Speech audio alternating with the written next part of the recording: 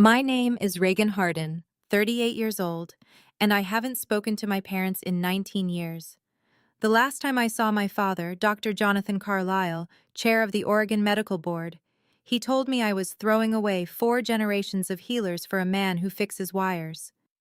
My mother, Dr. Rebecca Carlisle, head of pediatrics at Portland Children's Hospital, handed me a garbage bag for my things and said, "You're not our daughter anymore." I was 19, 7 months pregnant, and the man who fixes wires was standing outside in November rain, holding an engagement ring he'd bought with 3 months of overtime. They didn't know that the man they dismissed would become the best father our daughter could ask for.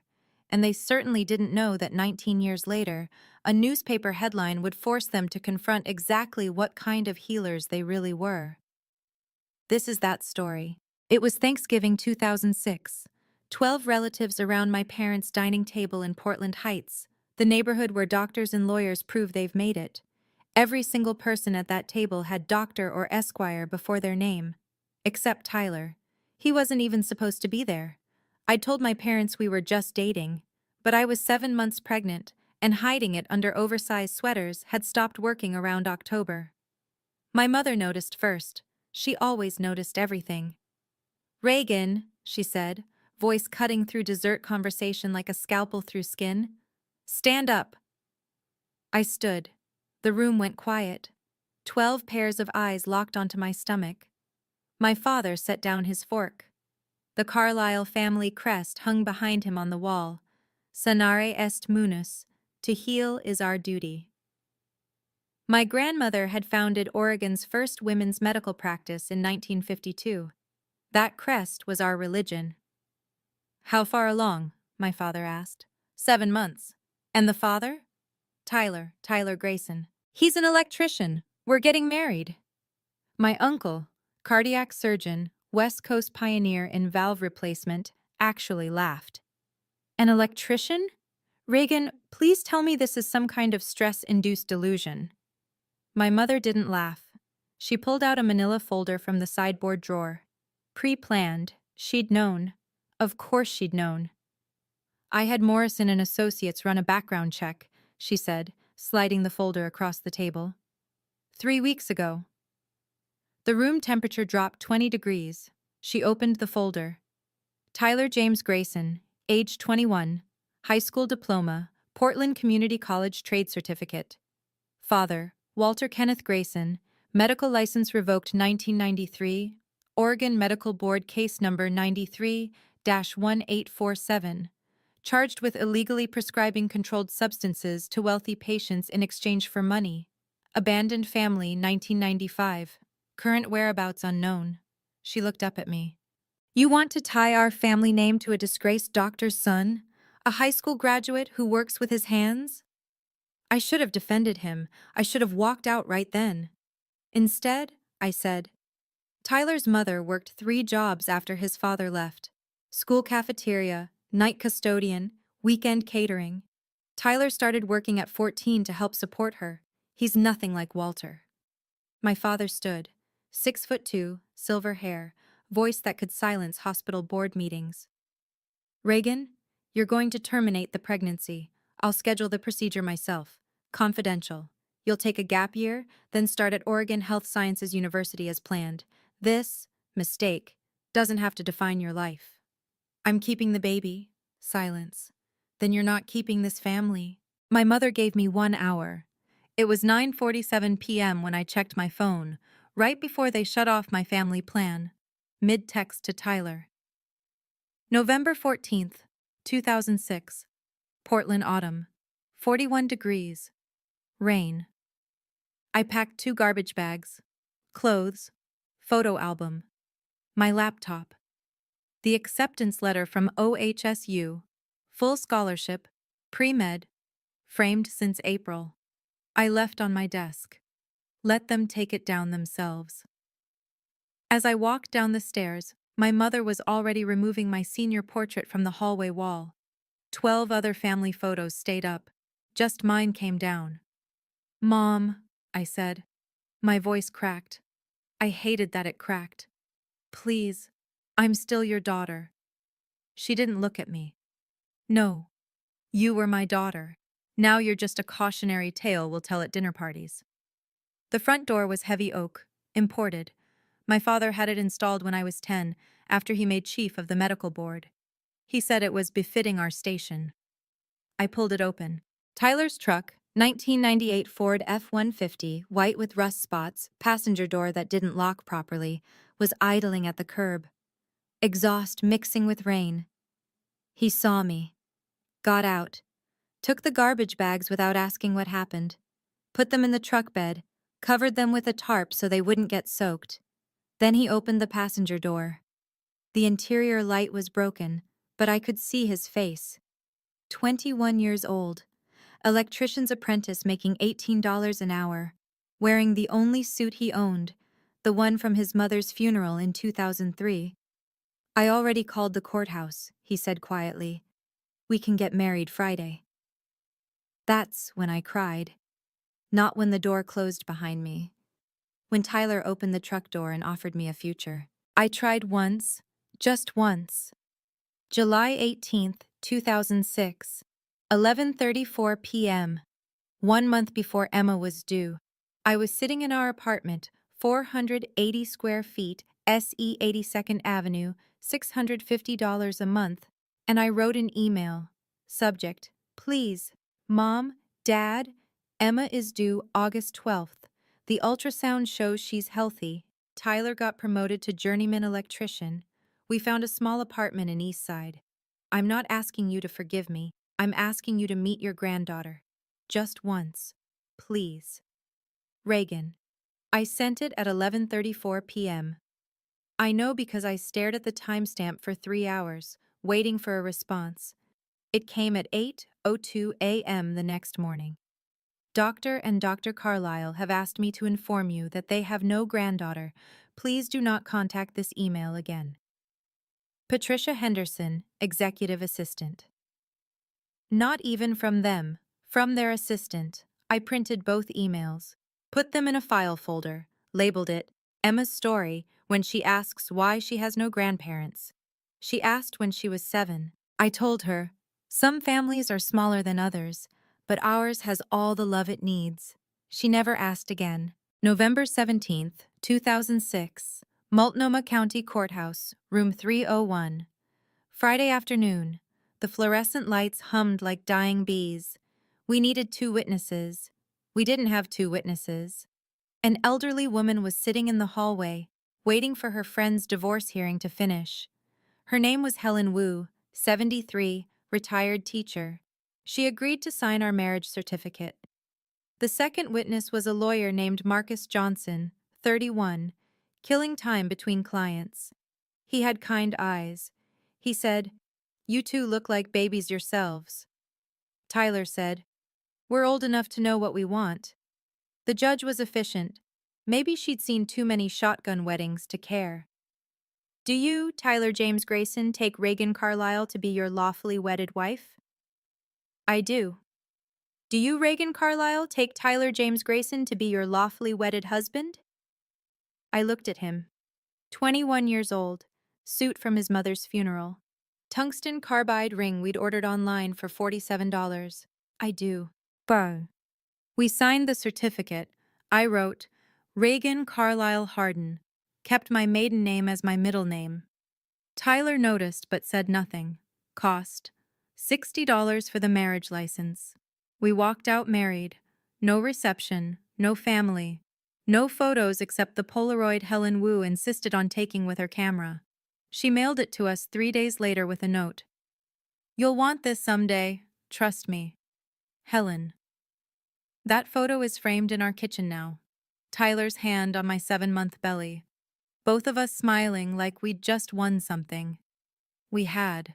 Emma Louise Grayson was born August 12, 2006. 7 pounds, 3 ounces. I remember the weight because my parents would have wanted to know. I almost called my mother from the hospital. Tyler saw me staring at my phone.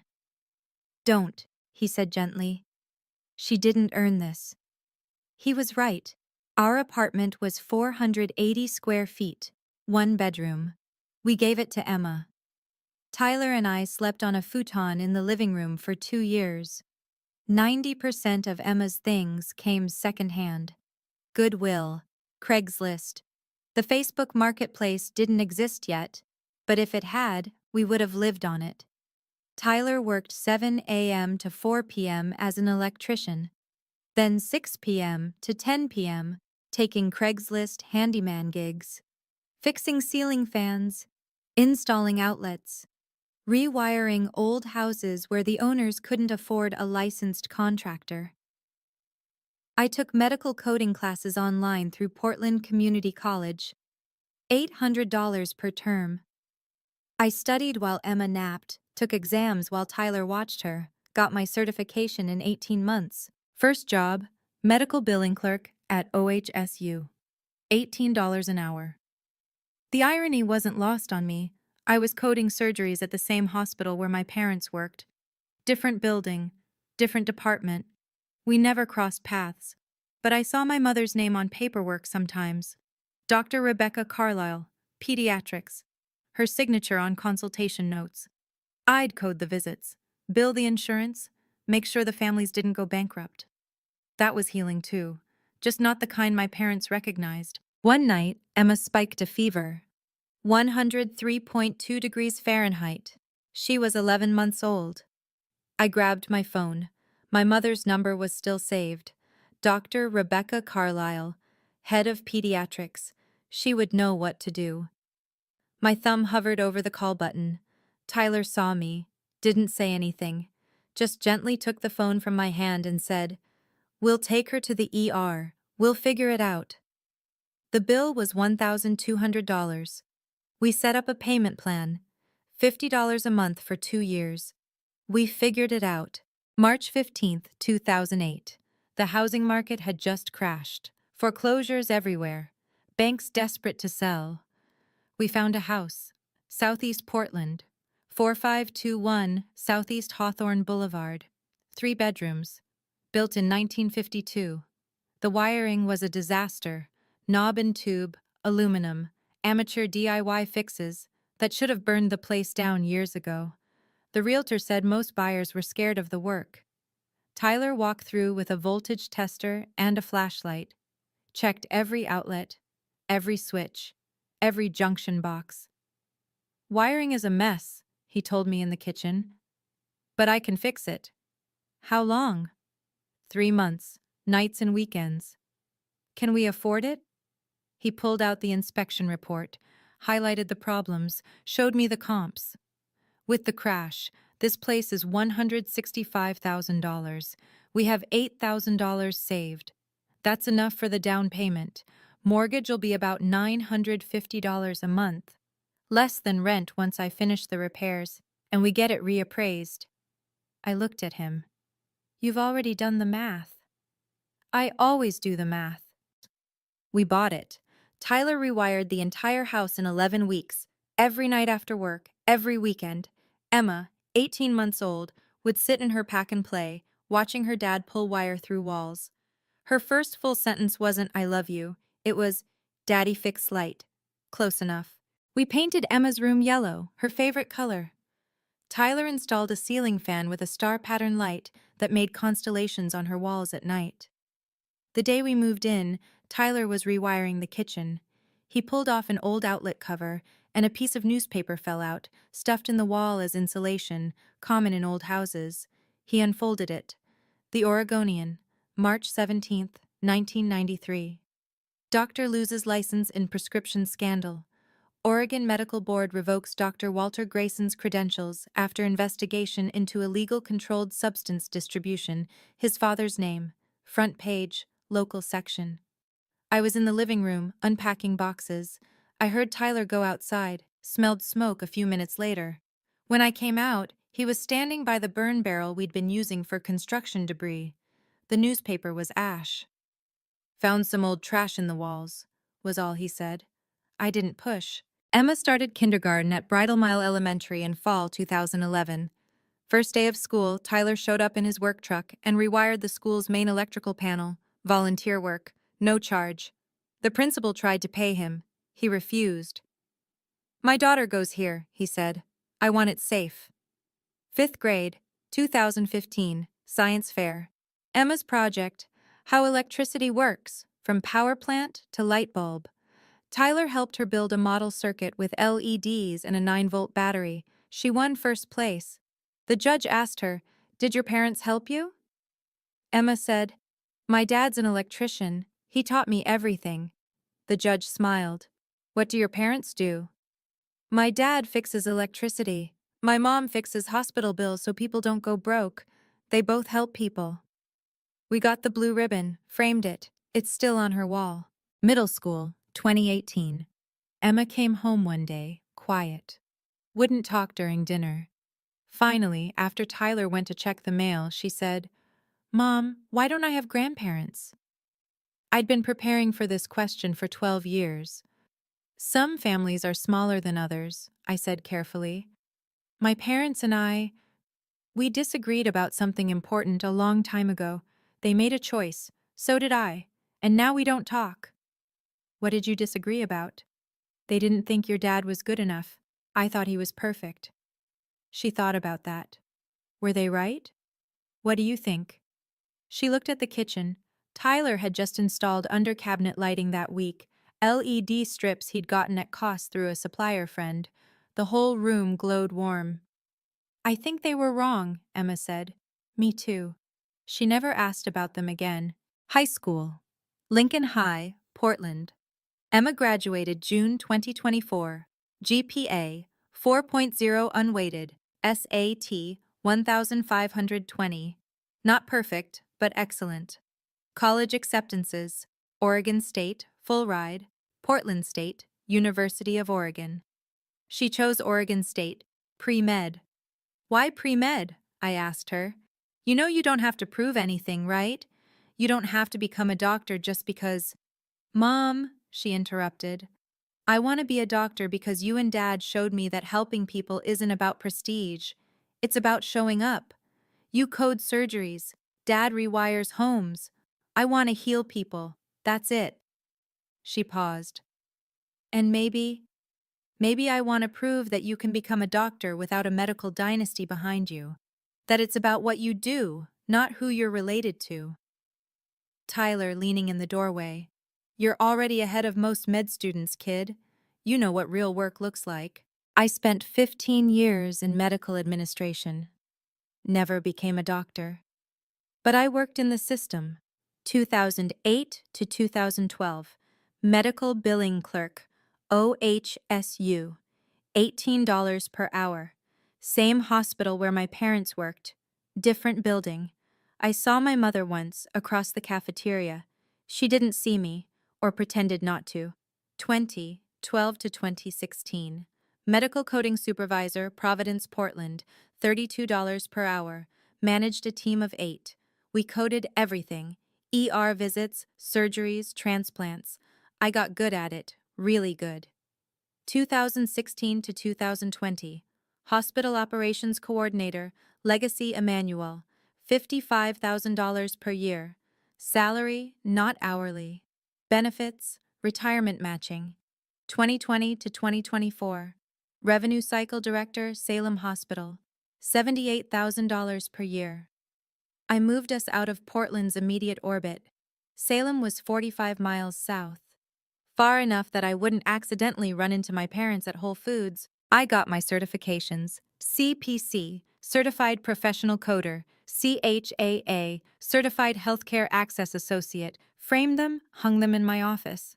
Tyler used to joke, "You've got more letters after your name than some of those doctors you work with." "Not the ones that matter," I'd say. "The ones that matter are on the paychecks," he'd reply. "You're keeping people from going bankrupt. That's healing." September 2019. The Oregonian ran a profile piece. Dr. Rebecca Carlisle, honored for 30 years of pediatric service. There was a photo. My mother, 60 years old, accepting an award from the Oregon Medical Association. Smiling, surrounded by colleagues. The article mentioned her dedication to family-centered care. I read it in my office. Printer paper copy someone had left in the break room. I don't know why I picked it up. I lasted 3 paragraphs before I had to stop. Tyler found me in the bathroom at home that night. I'd crumpled the article in my hand. He didn't ask, just held me. Let me cry. Threw the article away when I was done. We never talked about it. Tyler filed the paperwork. Grayson Electric, LLC, Oregon, CCB license number 237891.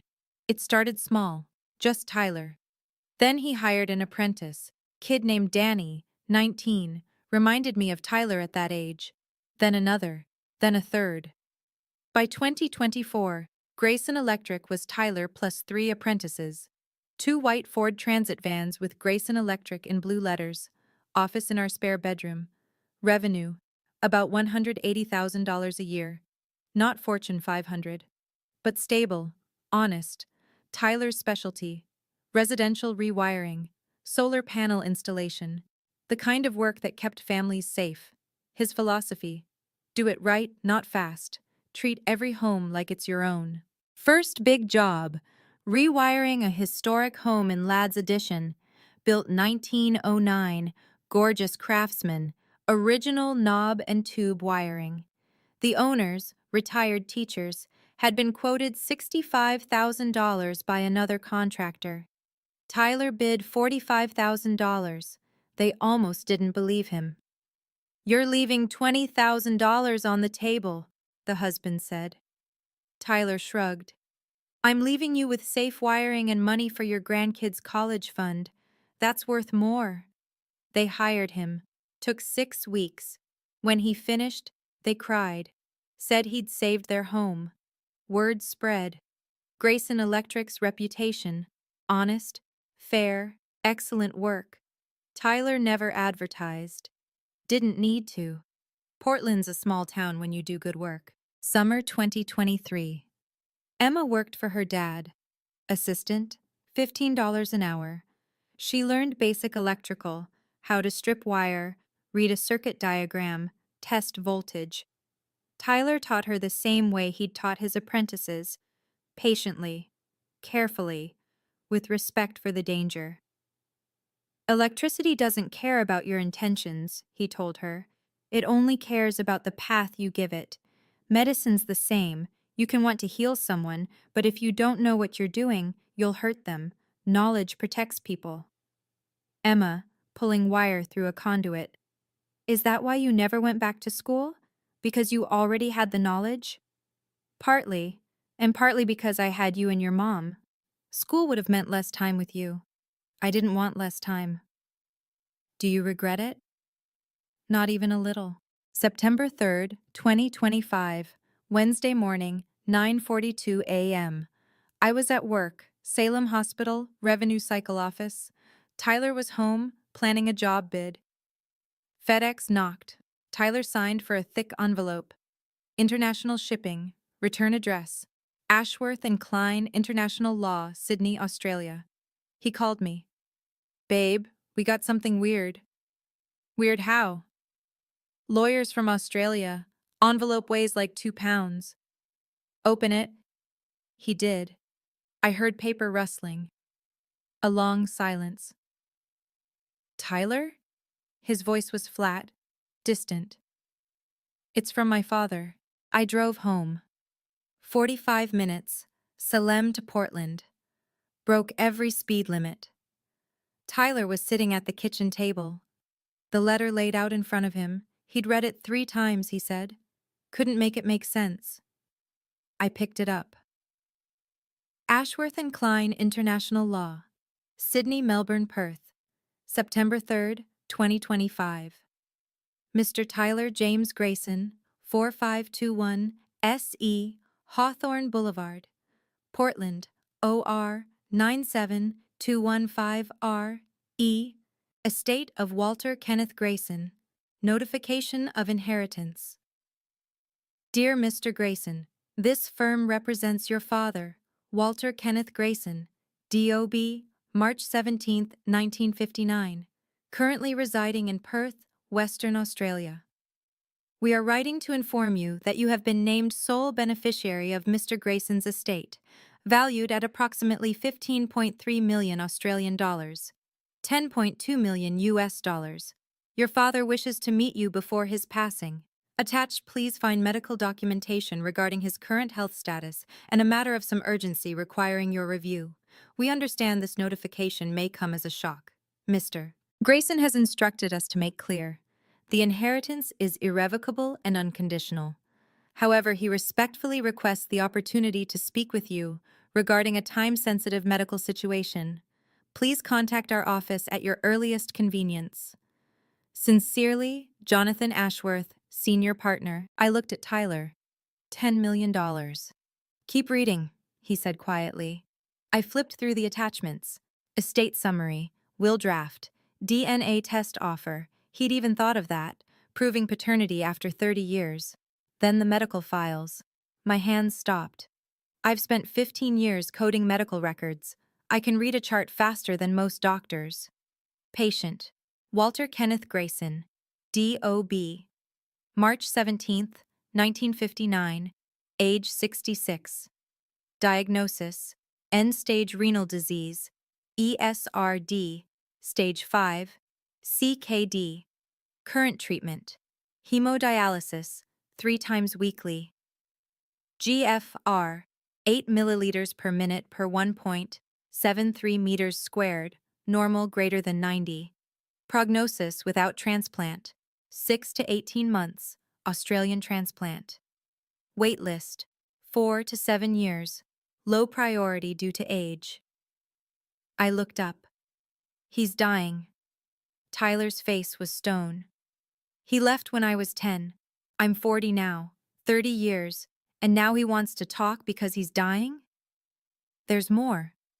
I kept flipping, found the transplant coordinator's note. Urgent living donor search initiated June 2025. Familial match priority. Patient has one biological son, Tyler Grayson, age 40, Oregon, USA. Investigating extended family for potential donors. I felt cold. Tyler, he's not just looking for you, he's looking for a kidney. The next section was a private investigator's report. Gibson and Associates, Perth. Dated July to August 2025, they'd been watching us. Subject surveillance summary. Target, Tyler James Grayson plus family. Duration, July 15th to August 30th, 2025. Family composition, Tyler James Grayson, 40. Master electrician. Owner, Grayson Electric, LLC, Regan. Carlisle, Hardin, 38. Revenue Cycle Director, Salem Hospital. Emma Louise Grayson, 19. Oregon State University, Pre-Med Year 1. Findings: subjects reside 4,521 SE, Hawthorne, Portland, Oregon. Owned mortgage balance $127,000.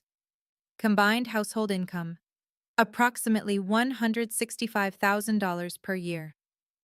No criminal records, credit scores 720, plus Emma Grayson, blood type O positive, date of birth August 12, 2006. Strong familial bonds observed, no contact with maternal grandparents, Carlisle family, since 2006. Medical records obtained via Australian court order for transplant matching. Emma Grayson, blood type O plus, no significant medical history, excellent health.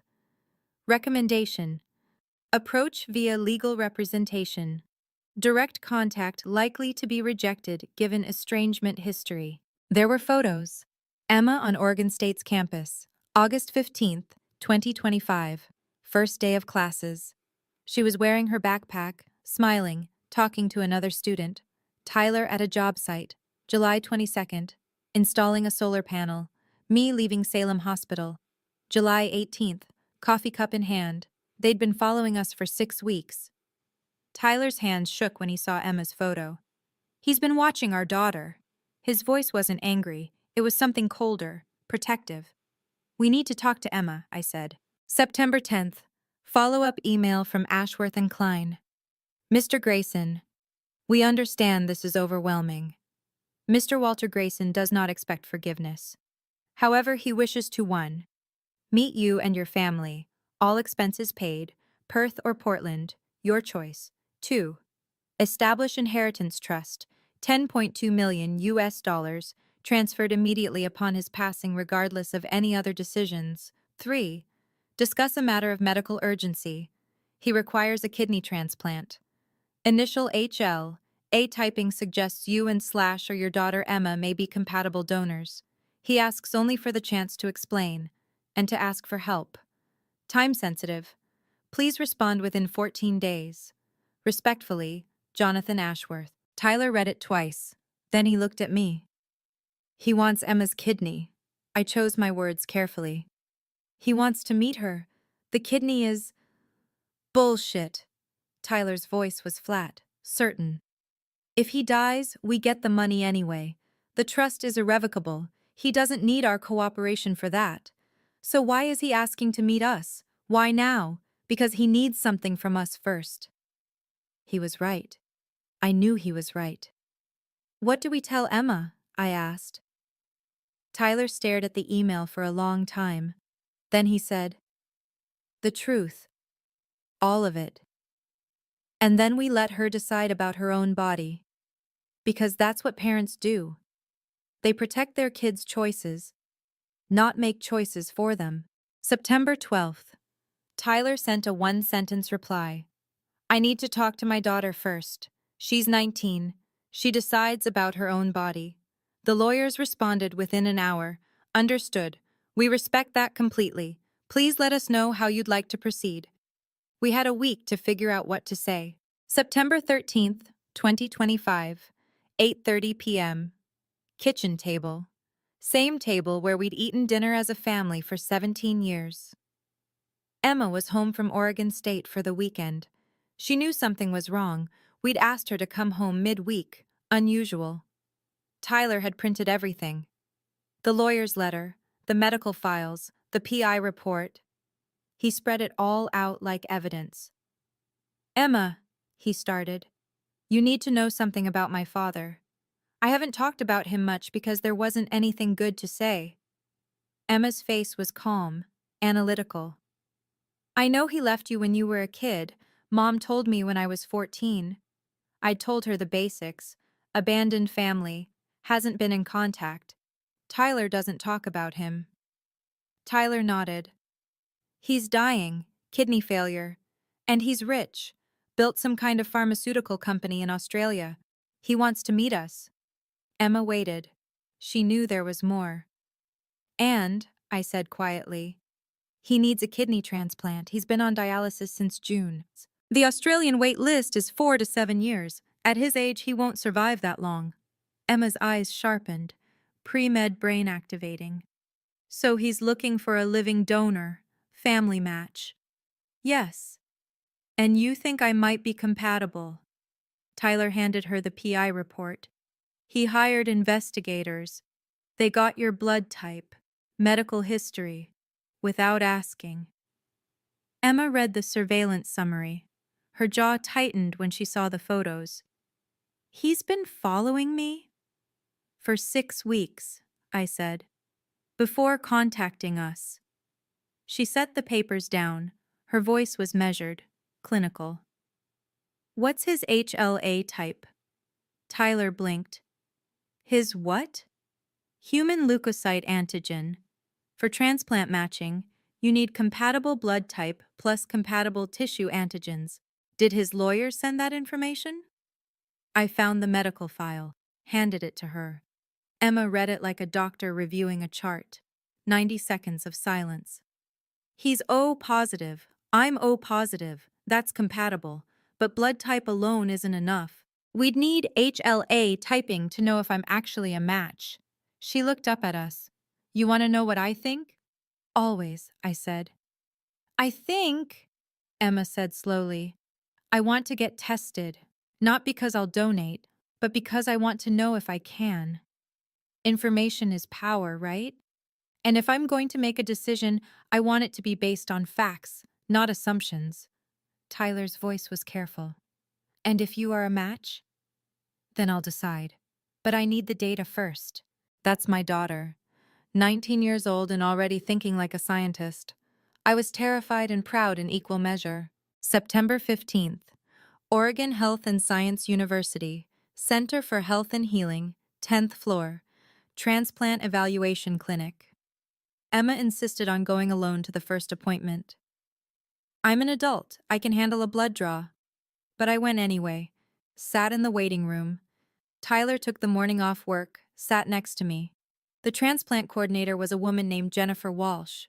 RN, maybe 45, kind eyes, efficient manner.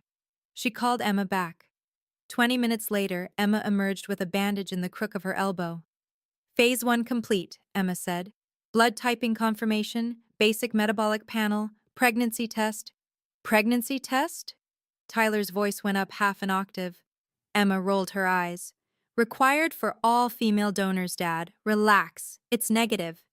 Jennifer Walsh appeared with a clipboard. Emma, we'll have preliminary results in a few days. If your blood work looks good, we'll move to HLA typing. That takes about a week, then cross-match testing. The whole evaluation process usually takes 2 to 4 months, but given the urgency of Mr. Grayson's condition, we can expedite. How expedited? I asked. 6 to 8 weeks for full clearance. We still need psych evaluation, independent donor advocate meetings, and ethics committee review. Emma nodded like this was a normal Tuesday. When will I know if I'm a compatible match? HLA results should be back by September 25th. We'll call you. September 25th, 3:17 p.m. I was in a budget meeting when my phone buzzed. Emma, HLA results are in. I'm a 5/6 antigen match. Coordinator says that's excellent for a grandparent-grandchild donor. I excused myself from the meeting, called her immediately. 5 out of 6? I asked. HLA-A, 2 out of 2. HLA-B, 2 out of 2. HLA-D-R, 1 out of 2. Overall, 5 out of 6 antigens match. That's really good, Mom. Like, statistically, that's better than most unrelated donors. Her voice was steady, factual, but I could hear something underneath. Uncertainty. How do you feel? I asked. Long pause. I don't know yet. Can you and Dad come over this weekend? I need to talk through some things. Of course. September 28th. Emma's dorm room. Oregon State, Corvallis, 90 miles south of Portland. Emma had printed out medical journal articles, spread them across her desk like she was preparing for an exam. Okay, she said. I need to understand this completely, so I researched. Tyler and I sat on her dorm bed. Emma stood, professor mode. Living kidney donation is major surgery. Laparoscopic nephrectomy. They take one kidney out through a 3 to 4 inch incision. Hospital stay, 2 to 3 days. Full recovery, 4 to 6 weeks. She pointed to a printout. Risks for me, 1 in 3,000 chance of death during surgery. Small but real. Long-term risk of kidney disease increases slightly. Not hugely, but it's there. If I ever need a transplant myself, I'd be lower priority because I only have one kidney. Tyler's face had gone pale. 1 in 3,000. It's the same risk as a C-section, Emma said. Low, but not zero, she continued. For pregnancy, if I ever have kids, one kidney means higher risk of preeclampsia, gestational hypertension. Manageable, but something to monitor. And for Walter? I asked. 5-year survival rate with a 5/6 match from a living donor, 85 to 90%. That's really good. Way better than deceased donor or staying on dialysis. She sat down. So here's where I'm stuck. Medically, I can do this. The risks to me are small. The benefit to him is huge. But? Tyler prompted gently. But he's a stranger. I don't know him. He hurt you. And there's $10 million attached to this, which makes me wonder if I'm being... She struggled for the word. Coerced, I finished. Yeah. Tyler leaned forward. The money is yours either way. The trust is irrevocable. Even if you say no, when Walter dies, the money goes to me, which means it goes to our family. You're not choosing between helping him and getting paid. You're choosing between helping him and protecting yourself. Emma looked at him. And what would you choose? I don't know, Tyler said honestly. He left me when I was 10, didn't call, didn't write, 30 years of nothing. And now he shows up dying and rich and needing something. Part of me wants to tell him to go to hell. And the other part? Emma asked. The other part remembers being 10 years old and wondering if maybe I did something wrong. If maybe I wasn't good enough. And I wonder if meeting him would answer that question. Or just make it worse. Silence. Emma turned to me. Mom, what do you think I should do? I took a breath. I think you should do whatever lets you sleep at night. If you donate, you'll wonder if you did it for the right reasons. If you don't donate, you'll wonder if you should have. Either way, there's no perfect answer. So you pick the answer you can live with. October 1st. Email from Dr. Patricia Morrison, OHSU, Ethics Committee Chair. Dear Emma, your transplant evaluation has been flagged for Ethics Committee review due to the complexity of your case. 1. You have no prior relationship with the recipient, estranged grandfather. 2. Financial inheritance, $10.2 million, creates potential coercion. Concern 3. You are a pre-med student, which may create pressure to save lives. 4. Family dynamics are complicated. Recipient abandoned your father 30 years ago. 5. Your age, 19, is legally adult, but young for permanent medical decision. Required. Independent donor advocate. Assigned. Robert Chen, MSW. Psychological evaluation. Scheduled. October 8th. Ethics Committee hearing. Scheduled. October 15th, 2 p.m. 2-week cooling-off period after hearing before final consent. You must attend the hearing. Family may attend if you wish. Sincerely, Dr. Patricia Morrison, Chief Ethics Officer, OHSU. Emma forwarded the email to our family group chat. Emma. So apparently my body is now a committee decision. Tyler. Want us there? Emma. Yeah, I might need backup. Me, we'll be there. October 8th, 2025. Wednesday morning. I woke up to 17 missed calls. Tyler's phone had 12. Emma's had 47. I opened my email. Subject line from my hospital's PR department. Media inquiry RE, your family. Please call ASAP. I called Emma first. She answered on the first ring. Mom, we're on the front page of the Oregonian. What? Front page, above the fold. There's a picture of OHSU and everything. I pulled up the Oregonian website on my phone. There it was. Disgraced doctor's secret fortune. Australian pharmaceutical mogul seeks Oregon granddaughter for life-saving transplant. By Michael Torres, investigative reporter. Portland. A medical ethics case unfolding at Oregon Health and Science University has reignited debates about living organ donation, family obligation, and the role of money in medical decision-making. Walter Grayson, 66, a former Oregon physician whose medical license was revoked in 1993 for illegally prescribing controlled substances, has built a pharmaceutical consulting empire in Australia worth an estimated $10 million. Now dying from kidney failure, Grayson is seeking help from the family he abandoned 3 decades ago, specifically his 19-year-old granddaughter Emma Grayson, a pre-med freshman at Oregon State University. Emma, who has never met her grandfather, is reportedly an excellent transplant match. But the case is complicated.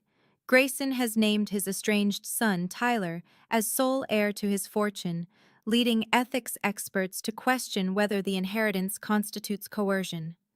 The article continued for 1,200 words. Quotes from medical ethicists at NYU and Stanford. Details of Tyler's childhood. Emma's academic achievements. A sidebar about living donor risks. And then, buried in paragraph 8, adding another layer, Emma's maternal grandparents, Dr. Jonathan and Dr. Rebecca Carlisle, prominent Portland physicians, disowned their daughter 19 years ago when she became pregnant with Emma. They could not be reached for comment. My phone rang. Tyler, did you see it? He asked. I'm reading it now. How the hell did this get out? I scrolled to the byline. Michael Torres, veteran investigative reporter, Pulitzer finalist in 2019. Insurance paperwork, I said, thinking out loud. Emma's student health insurance through Oregon State. The transplant evaluation forms would have included family medical history. Someone in the insurance processing chain must have leaked it. For how much? Does it matter? Tyler was quiet.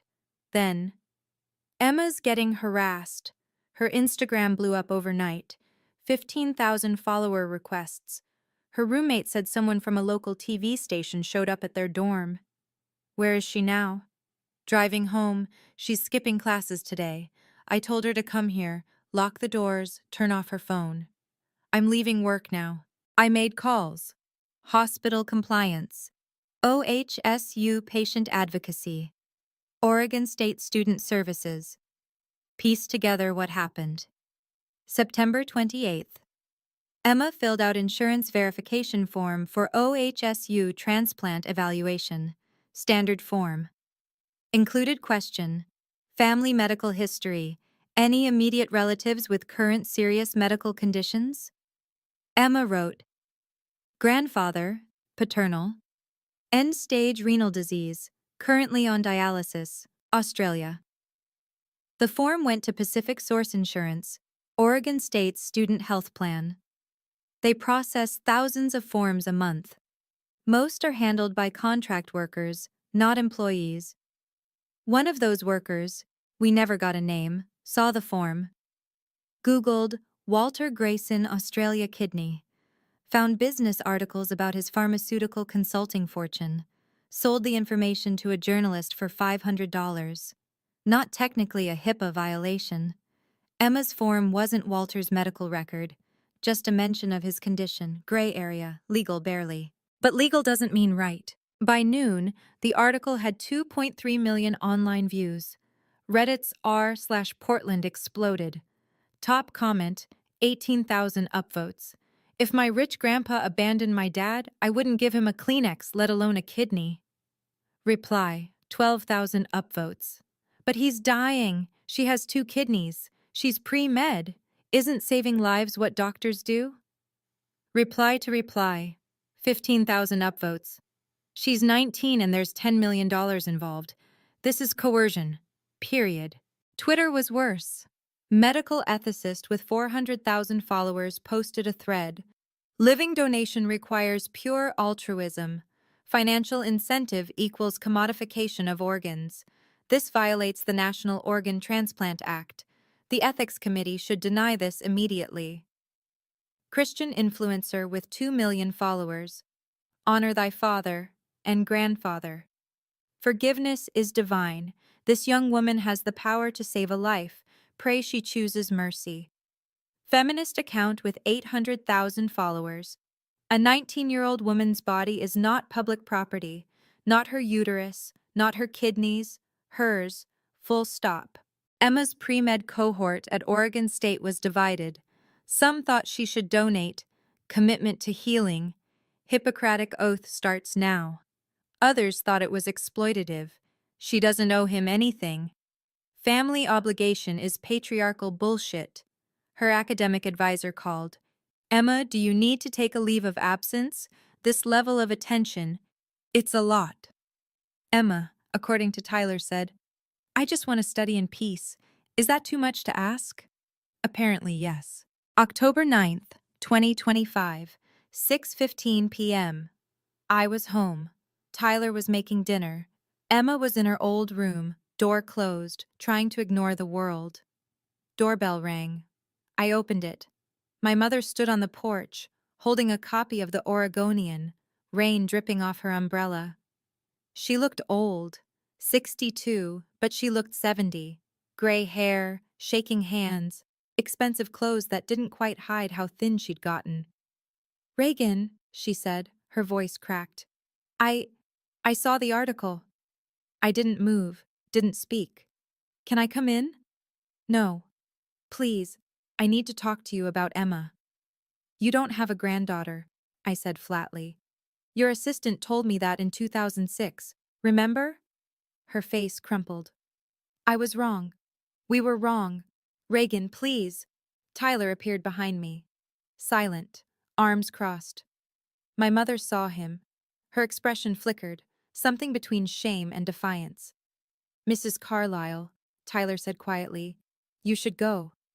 I need to talk to my daughter. Your daughter told you to leave. Rebecca's voice rose, desperate. Your father is sick. He has Parkinson's. Early stages, but it's progressing. The medication costs $3,000 a month.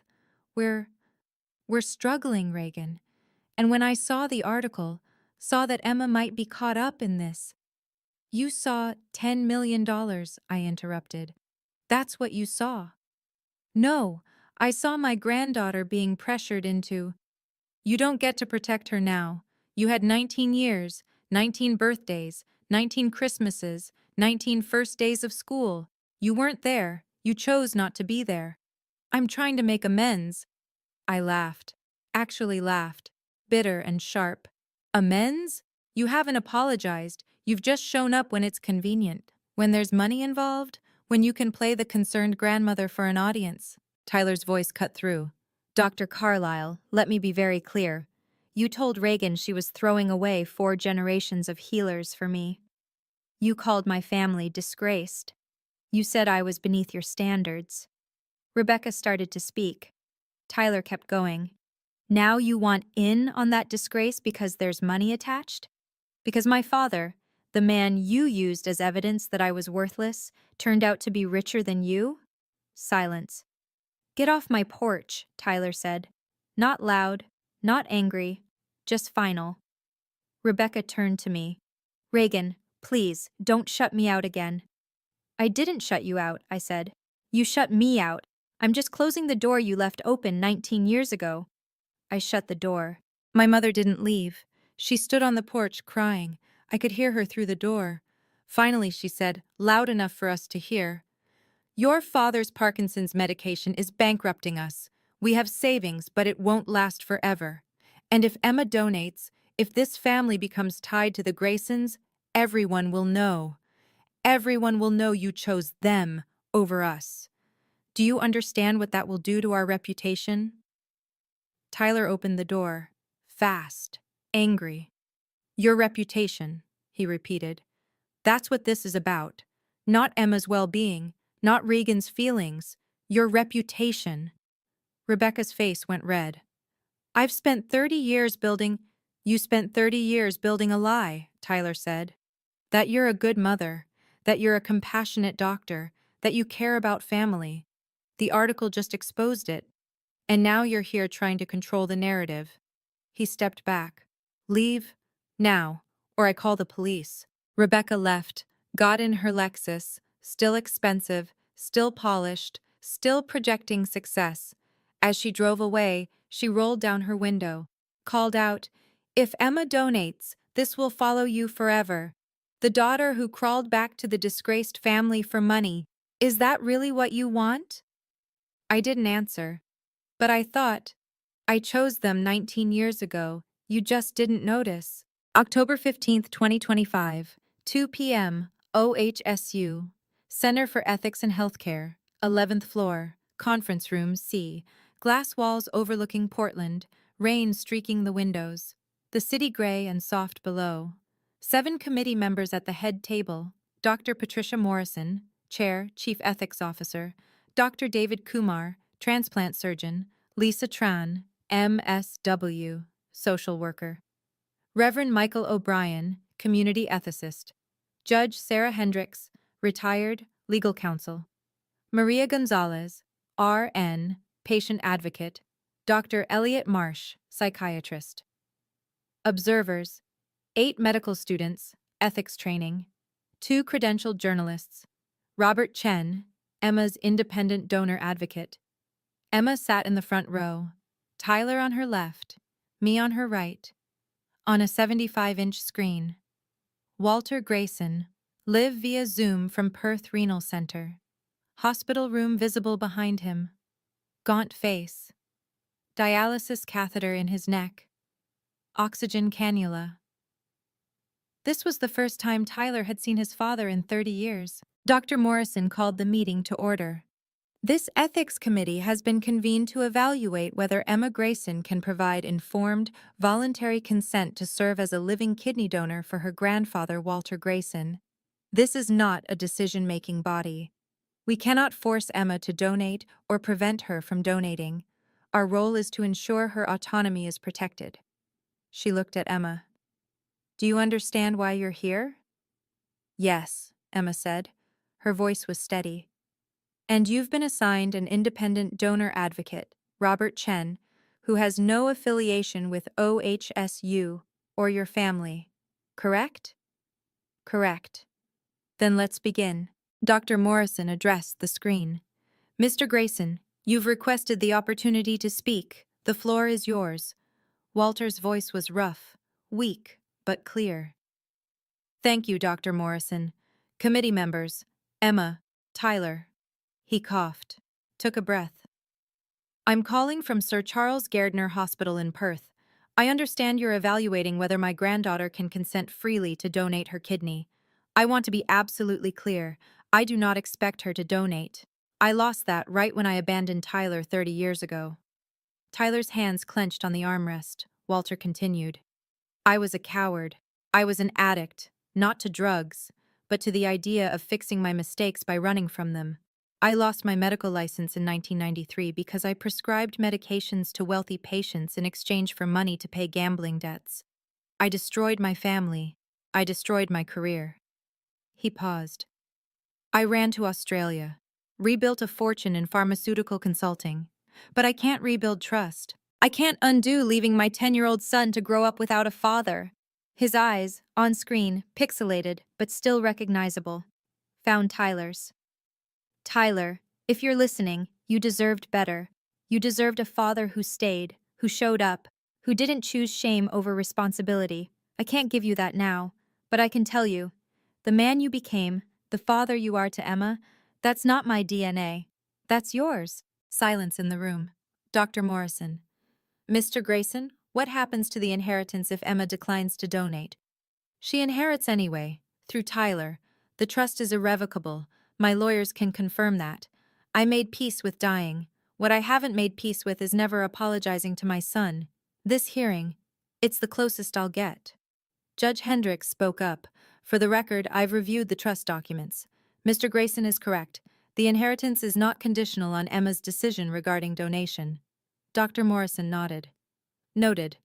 Mr. Grayson, thank you. Please remain available via Zoom. The door opened. My mother walked in. Emma didn't turn around. Tyler's jaw clenched.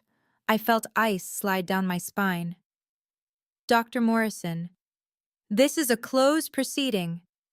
I'm Dr. Rebecca Carlisle, my mother said loudly, head of pediatrics at Portland Children's Hospital. I'm Emma's maternal grandmother, and I have concerns about this proceeding. Dr. Morrison's face hardened. Dr. Carlisle, unless you have information directly relevant to Emma's medical capacity to consent, I'm going to ask you to leave. I have concerns about coercion, Rebecca said, moving to the front of the room.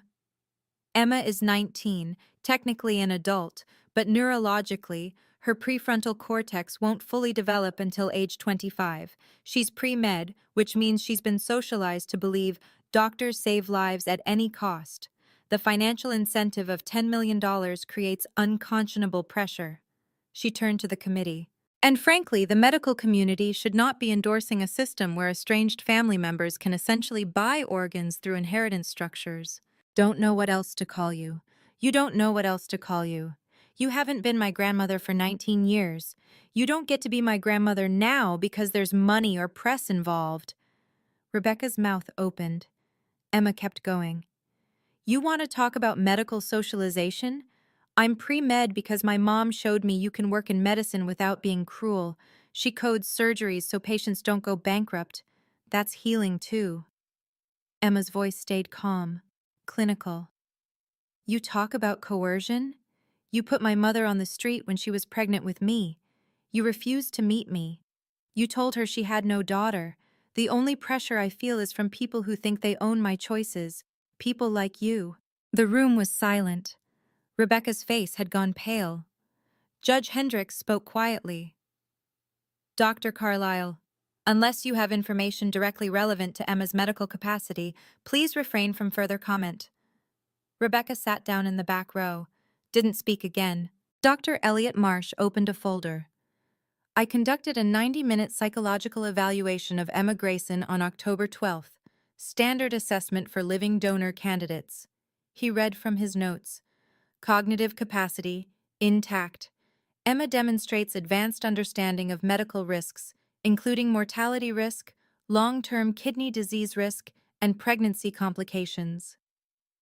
Coercion screening, no evidence of family pressure. Emma reports that her parents explicitly told her, quote, 'Your choice, no judgment.' She feels supported regardless of her decision." Financial motive assessment. Emma is aware of the inheritance. When asked about it, she stated, "I don't make medical decisions based on money. If I did, I'd probably donate for $10 million, but I might not. That's the point." Dr. Marsh looked up.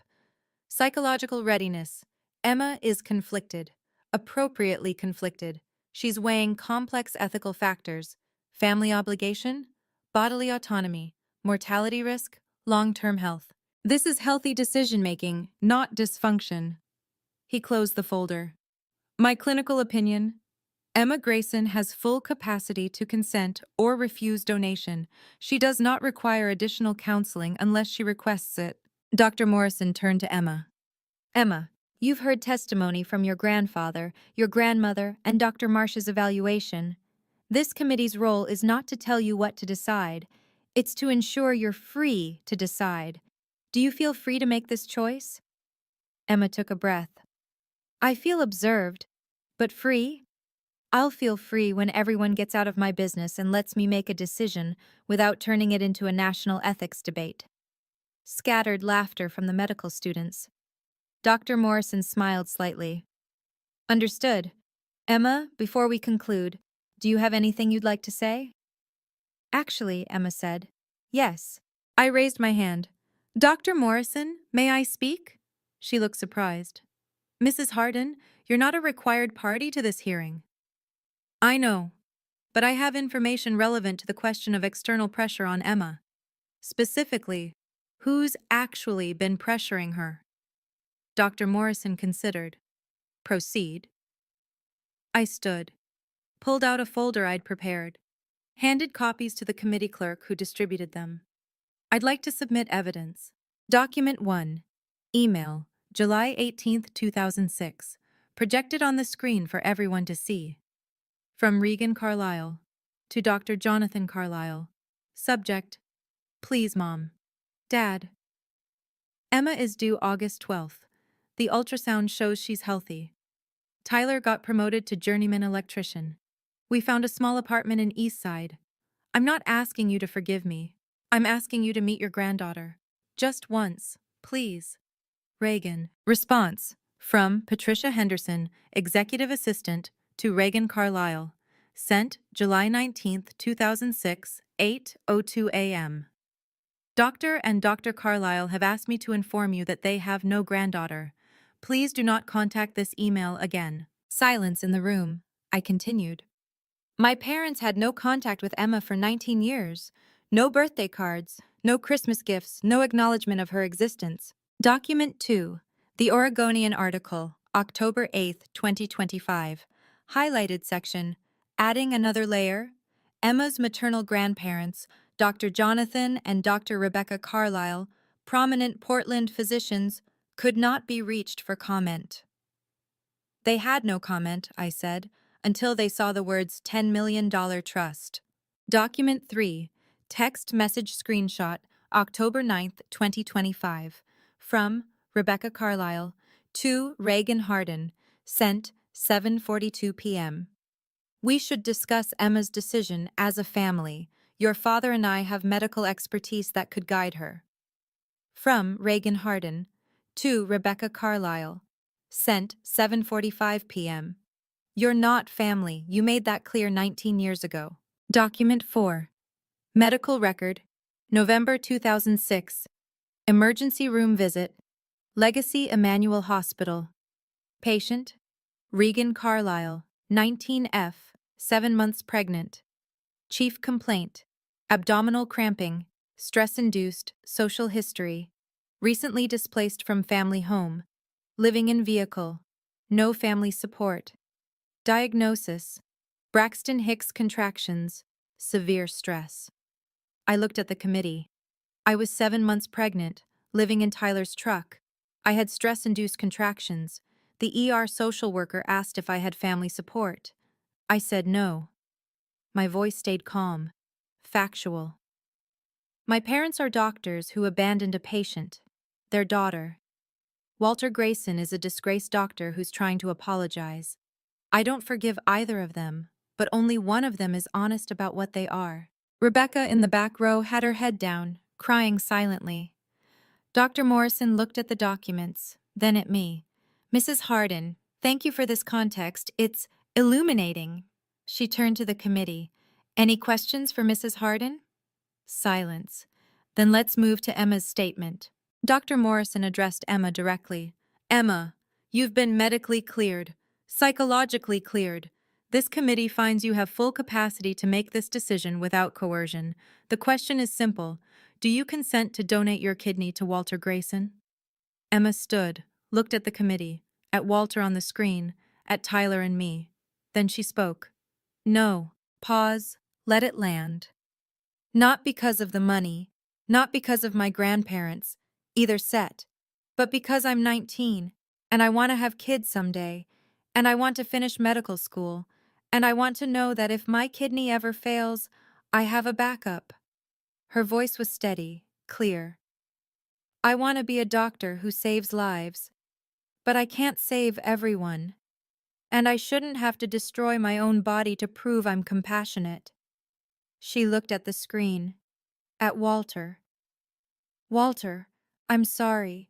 I hope you find another donor, but it won't be me. Tyler stood, wrapped Emma in a hug, tight. I squeezed her hand, whispered, I'm proud of you. On screen, Walter nodded slowly, his eyes were wet. Thank you for considering it, Emma. That's more than I deserved. Dr. Morrison stood. This committee finds that Emma Grayson has made an informed, voluntary decision to decline donation. Her autonomy is affirmed. This hearing is concluded. As people filed out, a journalist approached Emma. Can I quote you for a follow-up article? Emma looked at him, exhausted, but firm. Only if you quote this. My body, my choice. End of story. October 15th, 4:30 p.m. I-5 South, driving home from the hearing. Tyler drove. I sat passenger seat. Emma in the back, headphones on, staring out the window. We didn't talk for 20 minutes. Finally, Tyler broke the silence. You okay, Em? Emma pulled out one earbud. I think so. I keep waiting to feel guilty, but I just feel tired. Guilt is what other people try to put on you, I said. You don't have to carry it. Do you think Walter hates me? Tyler glanced in the rearview mirror. No. I think he understands exactly what it's like to make a hard choice and live with it. Emma nodded, put her earbud back in. My phone buzzed. Email from Ashworth and Klein. Mrs. Hardin, Mr. Grayson asked me to convey a message to Emma. Thank you for your honesty. The inheritance proceeds as planned. No conditions, no resentment. Respectfully, Jonathan Ashworth. I showed it to Tyler. He read it, nodded once. We drove the rest of the way in silence. October 17th. The Oregonian published a follow-up. She said no. Oregon teen declines billionaire grandfather's transplant request. By Michael Torres. In a decision that challenges conventional narratives about family obligation, 19-year-old Emma Grayson has declined to donate a kidney to her estranged grandfather, Walter Grayson, despite being an excellent medical match. My body, my choice, end of story, Emma told this reporter after an Oregon Health and Science University Ethics Committee hearing Tuesday. The decision, while surprising to some, was praised by medical ethicists as a powerful assertion of bodily autonomy. The article was fair, balanced, included quotes from the ethics committee affirming Emma's capacity, mentioned Rebecca's disruption, and my receipts. Views: 1.8 million, less than the first article, but more shares. Public reaction shifted. Reddit comment: 45,000 upvotes. She's 19 and just taught the medical establishment that no is a complete sentence. That's more impressive than any kidney donation. Bioethics professor, Twitter thread, 200,000 likes. Emma Grayson's case will be taught in medical ethics classes for decades. Bodily autonomy isn't conditional on wealth, family ties, or public opinion. She understood that at 19. Most people never do. Feminist Journal. Radical Self-Preservation. What Emma Grayson taught us about women's bodies and medical autonomy. Emma posted once on Instagram. First post in 2 weeks. I'm not a headline, I'm a student. Please let me study in peace. Comments were overwhelmingly supportive. She turned off her phone after that, went back to Oregon State, caught up on the classes she'd missed. Midterm exams, straight A's. October 20th. My mother texted, Rebecca. Reagan, please, can we talk? Not about Walter. About us. Me. There is no us. There hasn't been for 19 years. Rebecca. I made a mistake. Your father is sick. We don't have much time. Me. You had 19 years. Emma had 19 birthdays, 19 Christmases, 19 first days of school. You chose not to be there. Don't weaponize Dad's Parkinson's to guilt me now. Rebecca. I'm trying to make amends. Me. Amends require accountability. You haven't apologized. You've just shown up when it's convenient. Rebecca. Please don't shut me out again. Me. I didn't shut you out. You shut me out. I'm just closing the door you left open. I blocked her number, blocked her email, blocked her on every platform I could think of. Tyler did the same. Emma kept her unblocked. In case of emergency, she said. But muted, no notifications. Emma asked me later, do you think you'll ever talk to them again? I thought about it. I don't know, but I know I don't owe them forgiveness just because they finally realized what they lost. Fair, Emma said. November 2025. Walter's health declined rapidly. The lawyers kept us updated. Professional, distant, respectful of our boundaries. December 15th. Email from Ashworth and Klein. Tyler, Mr. Grayson's prognosis is now weeks, not months. He remains on the Australian transplant waitlist, but given his deteriorating condition, a match is unlikely in time. He asked me to convey, thank you for listening, that's all I needed. We will notify you of any changes. December 28th. Another email. Tyler, Mr. Grayson is dictating this message as his hands are no longer steady enough to type. Attached was a voice memo, converted to text. Tyler, I don't have long. I want you to know. Emma made the right choice. I'm relieved she said no. Not because I wanted to die, but because I didn't want her to carry me for the rest of her life. She deserves to be light. The money is yours. Use it however you want. I hope some goes to Emma's medical school, not because she owes me anything, but because she's already a better healer than I ever was, and she hasn't even started yet. I'm sorry I wasn't your father. You became a better man without me than you ever would have with me. Walter. Tyler read it alone in the garage. His workshop. The place he went to think. I found him there an hour later. He'd been crying. Tools spread out on the workbench, untouched. He's right, Tyler said quietly. Emma did make the right choice. I sat next to him. Didn't say anything. I'm not glad he's dying, Tyler continued. But I'm glad she said no, because she chose herself. And that's what I've been trying to teach her since she was born, that she matters, that she's enough, that she doesn't have to sacrifice herself to prove her worth. He wiped his eyes. She learned it. That's all I ever wanted. January 15th, 2026. Walter Kenneth Grayson died in Perth. Age 66. Cause of death: Complications from end-stage renal disease. The lawyers notified us via email. Professional. Brief. No dramatics. January 20th, 2026. Inheritance processed. 10.2 million US dollars transferred to Tyler James Grayson. No conditions, no challenges. The trust included a note. This is not payment. This is apology. February 2026. We sat at the kitchen table, same table where we'd had the first conversation about Walter. Tyler spread out financial documents, estate summary, bank statements, investment accounts. We need to decide what to do with this, he said. I looked at him. It's your inheritance, your choice. It's our family, Tyler said. Our choice. Emma, home from Oregon State for the weekend, nodded. What do you want to do? Tyler had already been thinking. Of course he had. I want to make sure you never have to choose between medical school and debt. And I want to help people who got kicked out like your mom did. We made a plan. Emma's education fund, $500,000, covers undergrad, med school, living expenses, no loans, no debt, freedom. Grayson Electric expansion, $1 million. Hire 5 more electricians. Focus on low-income housing. Rewiring old homes where families can't afford safety upgrades. Sliding scale payment. Nobody gets turned away. Second chance. Family fund, $2 million. Grants for young parents disowned by families. Housing deposits. Medical bills. Childcare. Education. No strings attached. Emergency fund, $1 million. Family security. Medical expenses. Life's curveballs. Charitable donations, $3 million. Split between OHSU transplant research, foster care support, Oregon Health Plan expansion advocacy, investment/savings, $2.7 million, long-term security.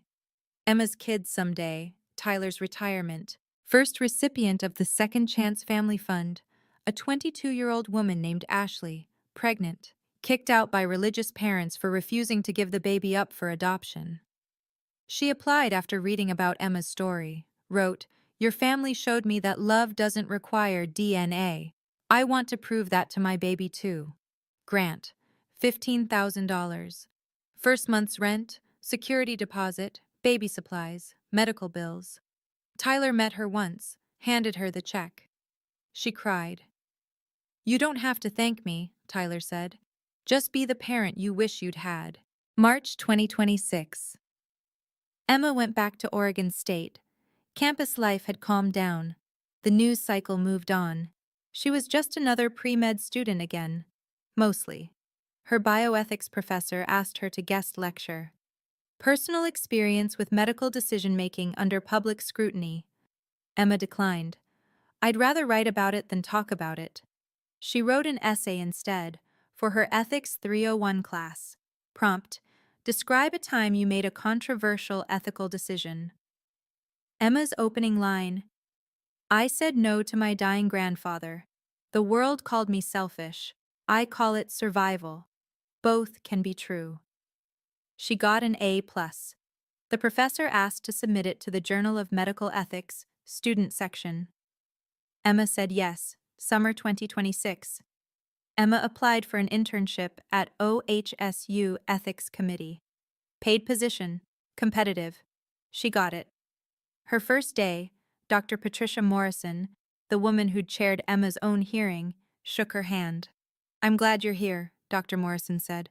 "We need people who understand that saying no is just as important as saying yes." Emma smiled. "That's what I want to teach doctors, that patients are allowed to refuse. Even family, even when it's hard." "Good," Dr. Morrison said. "Start by auditing next week's donor evaluation. See if you can spot coercion red flags." Emma was already taking notes. April 2026. I did something I'd never done before. I Googled Walter Grayson's obituary. Found it. Perth Remembrance Gardens.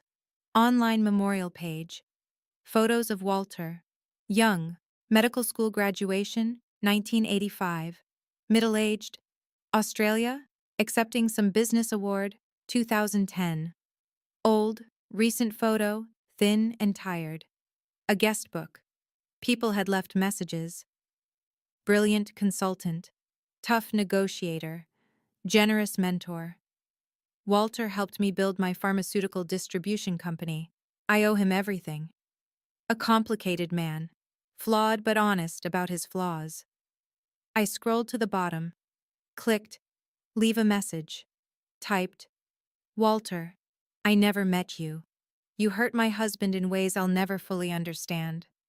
But you also gave us something unexpected. The truth. You didn't pretend the money erased your mistakes. You didn't demand forgiveness. You let Emma say no. That's more respect than my own parents ever gave me. I don't forgive you for abandoning Tyler, but I respect that you didn't abandon your apology. Rest in peace. Reagan Harden. I hit submit, never told Tyler. 3 months later, Tyler mentioned he'd visited the memorial page. I saw your message, he said. I froze. I'm sorry. I should have asked. No, Tyler interrupted. It was good. True, fair. He paused. I don't forgive him either, but I'm glad you wrote that. It's more than he deserved, which, I guess, is the point of grace. April 18th, 2026, 7:30 p.m. Emma was home for spring break, last night before heading back to Oregon State. Tyler cooked lasagna, his specialty. The kitchen smelled like garlic and basil and home. Emma helped with dishes. I watched them, this family we'd built. Emma turned to me, drying a plate. Mom, can I ask you something? Always. Do you regret choosing Dad over your parents? I thought about it, really thought. I regret that they made me choose, I said finally. That's different. Different how? Regret isn't about the choice I made. It's about the choice they forced on me. I chose love. I chose dignity. I chose a partner who showed up. I don't regret that. I regret that my parents couldn't see past their pride. Emma nodded slowly. Do you think they'll ever apologize? Like, really apologize? I don't know, but I'm not waiting around to find out. Tyler from the stove. You two are my family. That's enough. Emma smiled. Is it weird that I don't feel like I'm missing anything? Like, I know I should want grandparents, but you had everything you needed, I said. Love isn't about biology. It's about who shows up. Later that night, after Emma went to bed, Tyler and I sat on the porch, rain falling, classic Portland spring. We did okay, didn't we? Tyler asked. We did better than okay. We built something they couldn't destroy. Emma's going to be an amazing doctor. She already is. She just doesn't have the degree yet. Tyler took my hand, electrician's calluses, warm. We sat in silence, listening to the rain. People ask me if I have regrets. Here's what I regret. I regret that my parents couldn't see past their pride. I regret that Walter waited 30 years to apologize. I regret that Emma had to make a choice no 19-year-old should face. But I don't regret Tyler. I don't regret Emma. I don't regret saying no to people who only valued me when I was useful. My parents taught me that family is about bloodlines. Tyler taught me that family is about showing up. And Emma? Emma taught me that saying no, even when the whole world is watching, is the most powerful form of self-respect. My name is Reagan Harden. I'm 38 years old, and I haven't spoken to my parents in 19 years. I'm okay with that. We all are.